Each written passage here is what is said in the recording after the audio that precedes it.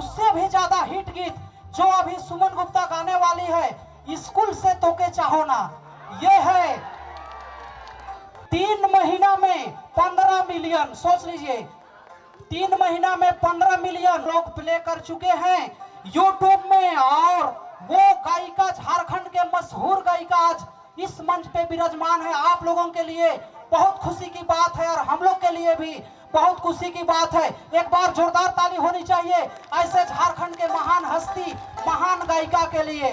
और दूसरी बात, स्कूल से तोके चाहो ना गीत में संगीत भी दिए हैं आज हमारे पायल म्यूजिकल ग्रुप, जो कि इस मंच में विराजमान है, इस मंच पे मौजूद है। पायल म्यूजिकल ग्रुप के लिए भी एक जोरदार ताली भैया, जोरदार ताली होनी चाहिए। स्कूल से तोके चाहो ना गीत से सुमन जी बनी है आप लोगों के समक्ष।